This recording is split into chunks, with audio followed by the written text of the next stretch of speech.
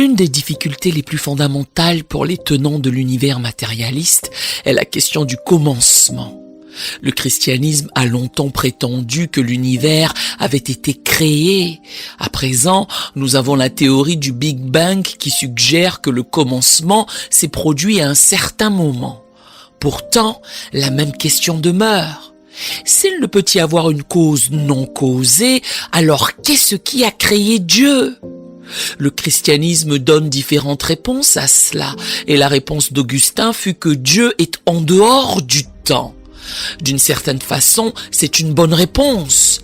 Or, cela passe pour une façon de dire « nous n'avons aucune explication puisqu'aucun de nous n'a la moindre idée de ce que signifie être hors du temps ». Le christianisme stipule également que le Père, le Fils et le Saint-Esprit sont trois, tout en étant un. De ces affirmations découlent de nombreuses choses merveilleuses. Pourtant, cela semble être une façon de dire que nous ne savons pas ce que c'est, puisque nous n'avons aucune idée de ce que cela dénote d'être trois, tout en étant un. Et comment un Dieu aussi puissant et étonnant que le Dieu de Job pourrait-il apparaître sous la forme d'un être humain et être le Saint-Esprit ? Mon point de vue est le suivant. Comme je l'ai affirmé, je pense que cela peut être une force ou une faiblesse. Cela dit, beaucoup de questions difficiles sont simplement expliquées par des mystères, mots chrétiens qui, d'une certaine manière, verbalisent « nous ne savons pas ». J'ai dû y réfléchir longuement puisqu'évidemment, il est indubitable que remplacer un mystère par un autre n'est pas toujours une façon utile d'avancer. Décortiquons cela, car il y a 3 ou 4 questions posées.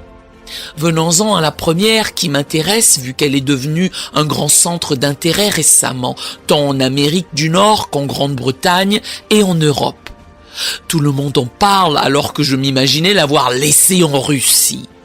C'est la question « Qui a créé Dieu ?» Dawkins en a fait le cœur de son livre intitulé « Pour en finir avec Dieu ». J'ai été stupéfait quand j'ai découvert le thème abordé là-dedans. Ce que je veux dire lorsque je parle de la Russie, mesdames et messieurs, c'est que j'avais l'habitude qu'on me pose ce genre de questions à l'Académie des sciences lorsque j'allais là-bas à la fin des années 80, début des années 1990. C'était presque toujours la première question posée. Si vous croyez que Dieu a créé l'univers, en ce cas, logiquement, vous devez poser la question « Qui a créé Dieu ?» Par la suite, vous devez demander qui a créé le Dieu, qui a créé le Dieu, qui a créé le Dieu, qui a créé le Dieu, et ainsi de suite, ad infinitum. Du coup, c'est la fin de Dieu, et c'est exactement ce que soutient Dawkins, donc pour en finir avec Dieu. Analysons cela un moment.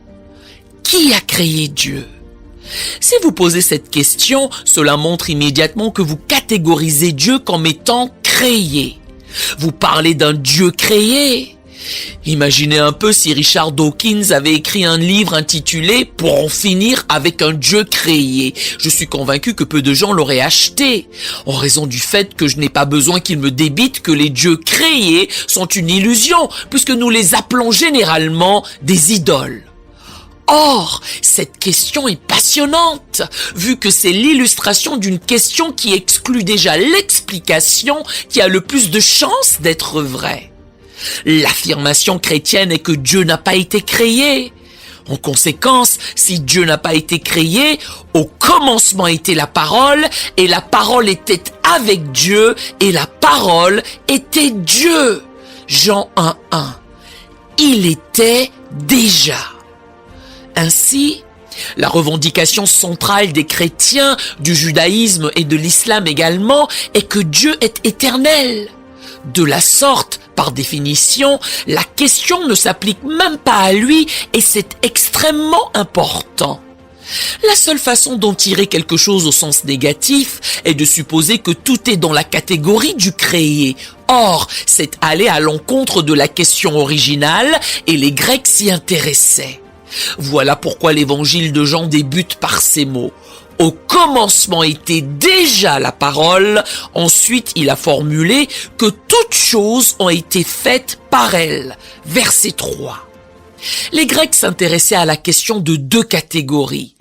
Les choses qui sont venues à l'existence, les choses créées et les choses déjà existantes.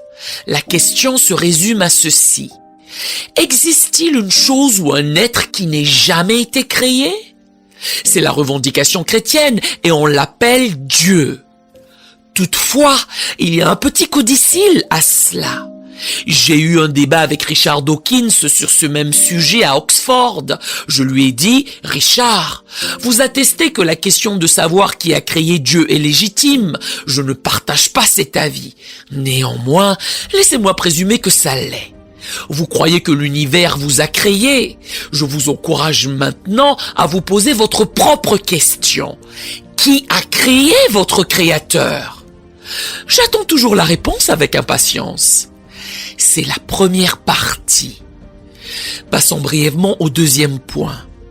Dieu est 3 en 1. Est-ce un mystère? Oui, ça l'est. Je m'adressais à environ 1000 scientifiques quand un homme est venu me voir après, un physicien. C'était captivant. Il a déclaré « Tout ce discours sur Dieu, vous savez, je détecte que vous êtes chrétien. » J'ai répondu « Vous êtes un gentleman bien perspicace. » Il a rétorqué « Arrêtez ces âneries. En tant que chrétien, vous êtes obligé de croire que Dieu est une trinité, que Jésus était Dieu et homme. » Il a poursuivi « Allez, vous êtes mathématicien à Oxford quand même, c'est complètement absurde. Pouvez-vous me l'expliquer ?» J'ai interrogé « Puis-je vous poser une question d'abord ?» « Bien entendu, répondit-il.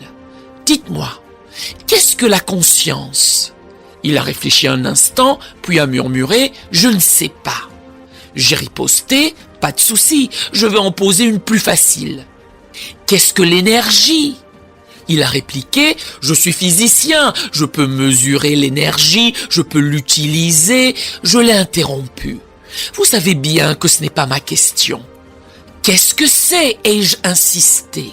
« Je ne sais pas. » Je me suis écrié. « Oh, comme c'est curieux! Vous ne le savez pas? Dites-moi, croyez-vous en la conscience? Oui. Croyez-vous en l'énergie? Oui. Vous croyez en ces deux choses, mais vous ne savez pas ce qu'elles sont. Dois-je vous rayer de la liste des intellectuels? Il a protesté. Ne le faites pas. J'ai continué. Pourtant, c'est exactement ce que vous alliez faire avec moi il y a 5 minutes. Si vous ne savez pas ce qu'est l'énergie, que personne ne le sait, et que vous êtes physicien mais que vous ne me croyez pas, lisez Richard Feynman. Si vous ne savez pas ce qu'est l'énergie, ne soyez pas surpris si l'énergie, la lumière, la gravité et la conscience sont un mystère. Ne soyez pas surpris si vous trouvez un élément de cela en Dieu. Vous allez forcément trouver cela. Je l'ai poussé un peu plus loin. Pourquoi croyez-vous en ces choses si vous ne savez pas ce qu'elles sont? Ce fut un moment un peu épineux. Puisque je suis un gars sympa, j'ai essayé de l'aider. Je lui ai expliqué. Vous croyez en ces choses en raison de leur pouvoir explicatif en termes de concept, n'est-ce pas? Il a lâché, c'est exactement ça. J'ai avancé. Écoutez. Bien entendu que je ne peux pas vous expliquer comment Dieu est devenu humain. Cependant, c'est la seule explication qui ait un sens pour les preuves telles que je les vois. J'ai une analogie simple qui pourrait vous aider. C'est une analogie de très bas niveau, mais au moins elle est biblique. Je suis marié. Je suis marié depuis 42 ans et demi à la même personne. Ma femme et moi sommes en quelque sorte un.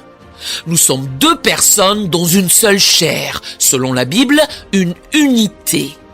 Ne vous méprenez pas quand je dis cela, mais ce mystère nous divulgue quelque chose de magnifique sur Dieu. Dieu n'est pas un monolithe qui, pour dire des choses crûment, se sentait seul et a de ce fait créé quelques personnes pour avoir quelqu'un avec qui converser. Dieu est lui-même une communion. C'est une dimension que nous ne pouvons pas saisir, mais j'ai le sentiment que ça doit être quelque chose comme ça. Dieu est un être suffisamment grand et complexe pour entretenir des relations au sein de son propre être, qui se révèlent par la suite. Bien que je sois tout à fait d'accord qu'il y ait du mystère ici, je suis persuadé que ce mystère est prodigieux, puisqu'il commence à éclaircir d'autres choses. Et bien sûr, Christ lui-même, pour conclure, a entrepris de nous donner un aperçu quand il était sur terre. Il a fait des affirmations telles que « Moi et le Père, nous sommes un », Jean 10:30. Et le Père ne juge personne, mais il a remis tout jugement au Fils, Jean 5:22. Ils sont un. Pourtant, il y a des différences dans ce qu'ils font. Eh bien, vous attendriez-vous à cela en Dieu? Naturellement. Si Dieu était un être trivial, facile à comprendre, je ne serais pas enclin à croire en lui un seul instant. Il y a donc une approche qui donne un sens à ces choses, ou du moins qui s'ébauche à le faire. Nous aimerions vous donner l'opportunité de faire de Jésus le Seigneur de votre vie. Voulez-vous bien prier avec moi? Dites: Seigneur Jésus, je me repens de mes péchés. Viens dans mon cœur. Je fais de toi mon Seigneur et Sauveur. Et merci Seigneur pour le baptême du Saint-Esprit en moi. Dans le nom de Jésus. Par cette simple prière, nous croyons que vous êtes nés de nouveau. Allez dans une bonne église qui est basée sur la Bible. Donnez à Dieu la première place. Nous espérons de tout cœur que ce message vous encouragera. Si vous connaissez quelqu'un qui puisse être encouragé, s'il vous plaît, envoyez-le lui. Édifions le corps de Christ ensemble. Nous publions un nouveau message chaque lundi et un message court chaque jeudi. Appuyez sur la cloche des notifications pour vous le rappeler. Merci infiniment de nous soutenir en vous abonnant à notre chaîne. Que Dieu vous bénisse abondamment.